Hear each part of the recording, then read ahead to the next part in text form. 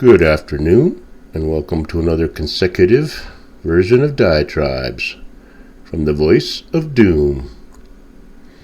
Now here's your convivial and convulsive host, Voice of Doom.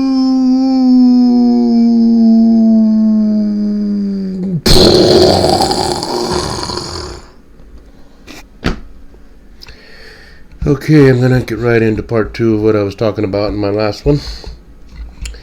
And again, I'm going to edit what I've said before, because I watch my stuff and then I go, I should have said this, or I made a mistake there, and I don't want to do it all over. So I'll just correct myself. Yes, yesterday was the third Monday of January. So they celebrated it on the right day. And no, it wasn't the late 90s, but it was actually Ronald Reagan in, I believe, 1988, who designated the birthday of MLK to be a national holiday. But it took many years for all the states to join in. I believe it was laid in stone by Bush the Elder, but it wasn't until 2000 that the last state, Utah, decided to go ahead and call that a holiday, because they look kind of bad being by themselves. It's like, we're not going to celebrate it. It's like, just do it. And the hunger and the starvation, I was going to reply to one of my consultants, Nick, about his idea of the weather being a factor, and he mentioned that they're trying to control the weather through various means, which is a conspiracy theory, which I endorse and I adhere to. I believe they are trying to change the weather. For what reason, I don't know. They might have the best of intentions. As I said in my very first diatribe, trying to change nature can bring about nothing but disaster. Let nature take its course is always the best path to take. But, talking about weather being manipulated, we get a lot of chemtrails over Carson City. See them all the time. Especially on clear days when the sky is blue, you see a checkerboard. And I've talked to people in high places, because I work in restaurants and it's not a big place, so you see people in high places. And I've talked to them about chemtrails, and they've all said it's just jets. You're imagining it. It's just the exhaust of jets going back and forth. And it's like, well, I don't think that many jets go over our city, but commercial aircraft. So I just decided that there's kind of a party line of, let's not talk about chemtrails. But yes, I will admit that that's one more factor that could lead to a disastrous undersupply of ingestible items. So let's go on with this MLK vs. X. Now, like I said, both were failures in their own way, because they didn't have a chance to fully implement their ideals. Now I'm going to compare and contrast a bit. Both were under surveillance by the FBI, MLK and X. Malcolm Little, aka Detroit Red, aka Malcolm X, aka El-Hajj El-Shabazz, El-Hajj Malik El-Shabazz to be exact. I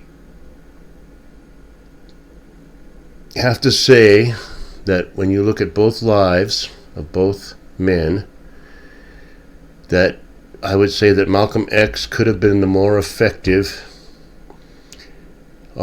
advocate for, we'll call them, civil rights.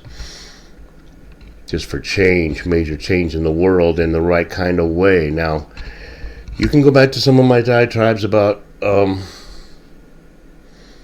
the history, black history, and realized that things could have been very good if they were just left alone, because there were quite a few people of color in the House of Representatives and then later in the Senate, but mostly the House of Representatives, very early after the Civil War ended, after the Emancipation Proclamation. You can go back and see. So that's a great leap forward. You go from being in a kind of an underclass state to being in the House of Reps. And they were all goppers, by the way, because the goppers were the people that were advocating emancipation, whereas the Dems wanted to stop them at every turn because they were racist to the core, and they still are. But let's not digress into that. Let's say that things could have been okay if things were left alone. Let's take Malcolm X, for example. He was told at an early age that you may as well be a carpenter. I don't care if you have the mind to be a lawyer. It's not the job for a person of color, so why don't you concentrate on being a tradesman, which might have been a good idea.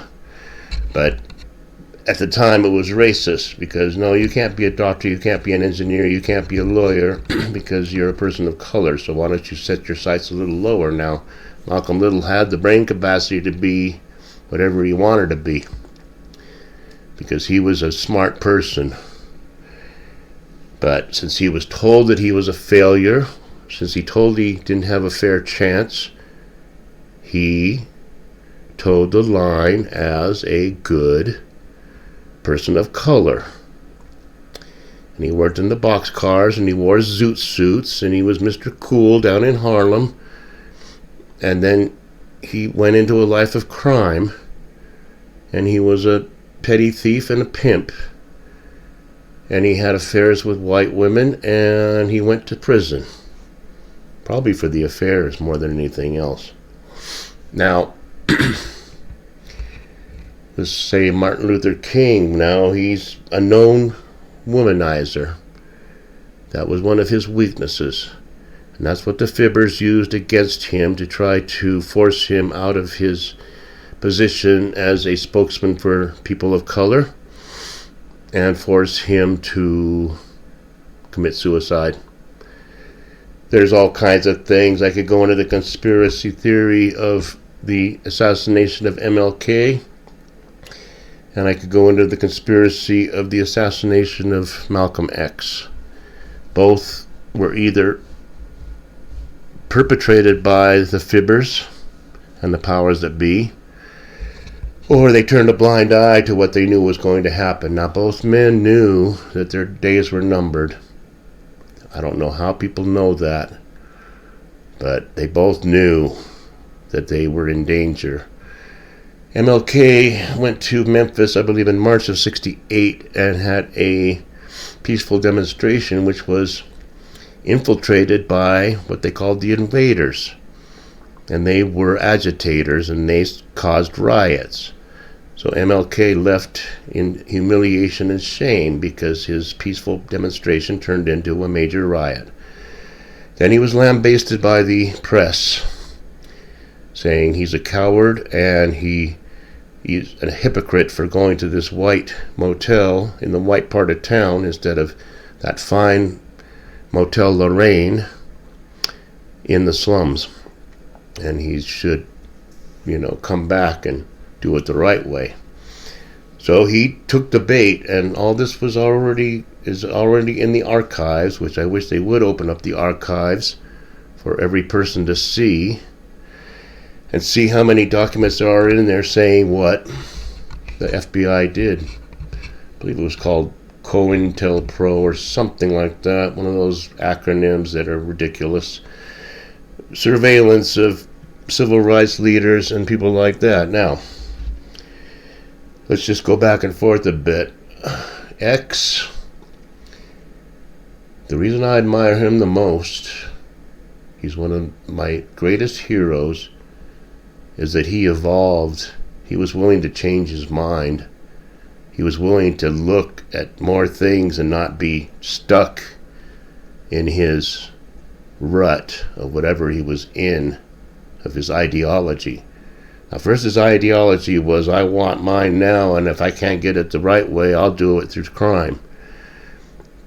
And then when he's in prison, I guess his brother turned him on to this Nation of Islam business and the black Muslims, and he got into it. When I say got into it, he read. First they told him to read the dictionary so you could be articulate, which he did.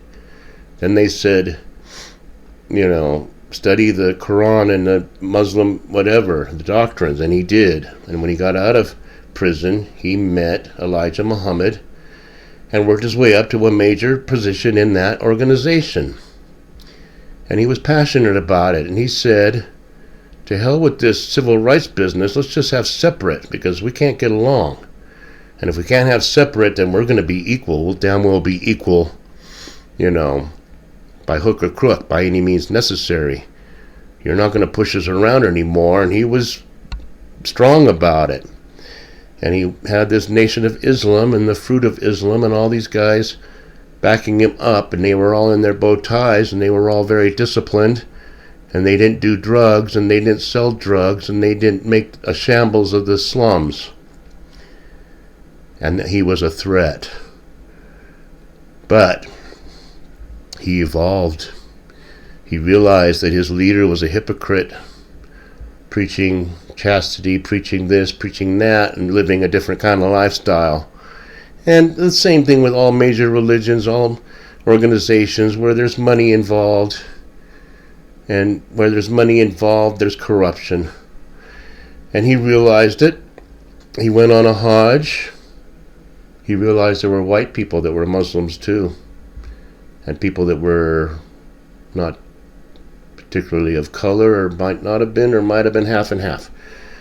He realized that the world was more of a homogeneous place than he gave it credit for, and he came back and started preaching. He started his own brand of Nation of Islam and started preaching that we can all get along. He was very much like MLK, only in a more in-your-face way. And he would have succeeded. If he had been allowed to live into the 2000s, this world would be a completely different place.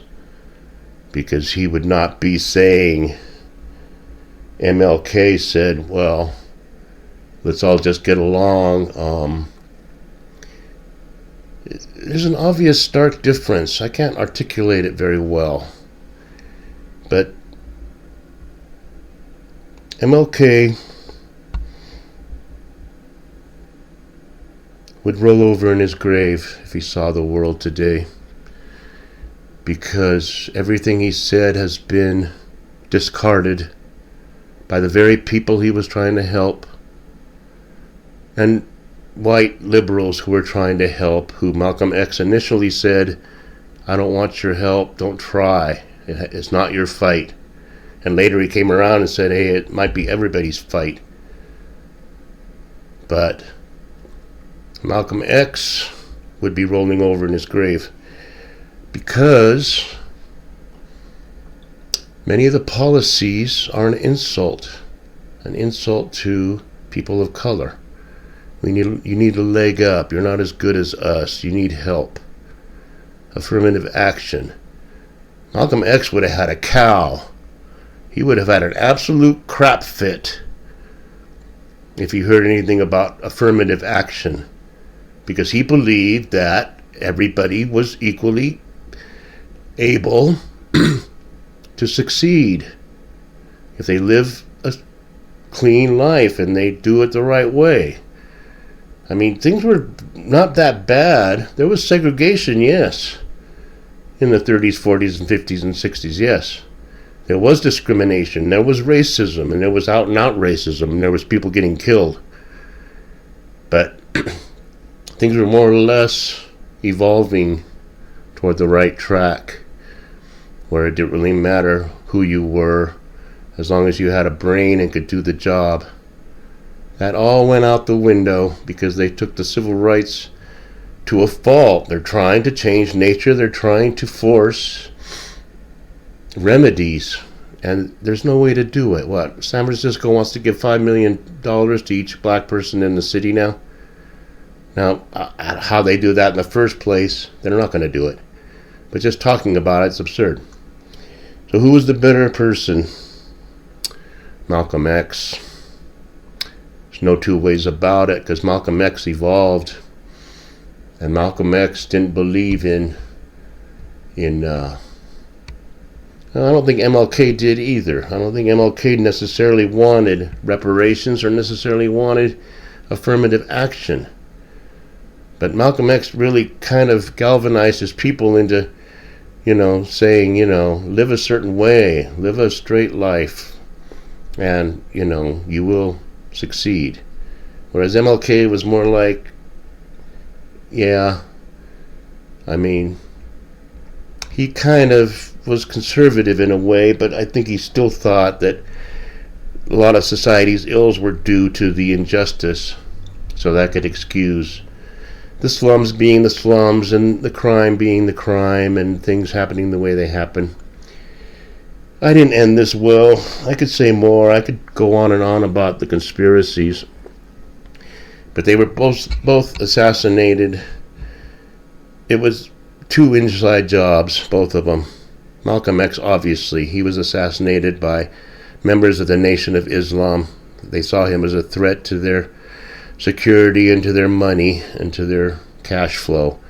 MLK, you can say James Earl Ray shot him. There's tons of evidence, just like John, just like Robert, that things didn't happen the way they said. He wasn't shot by James Earl Ray, so forget that. He was shot by an operative for either the Fibbers or the CIA. Do your own homework, because it's too convoluted. You get into these conspiracy theories, they're very confusing. Just do your own homework, and you realize, all those assassinations were perpetrated by the powers that be. And the FBI has been corrupt ever since its inception. So there's no sense in saying, how bad they are now. They've been bad ever since they started. And I'll do more about that later as soon as they F up again, which should be soon. Or they'll have hearings about the weaponization of government. And then I will definitely have some things to say about that. But happy MLK Day. MLK vs. X. I take X. That's just the way I am. That's just the way I look at it. So enjoy the day, and I'll see you next year. We'll talk about it again. All right, bye.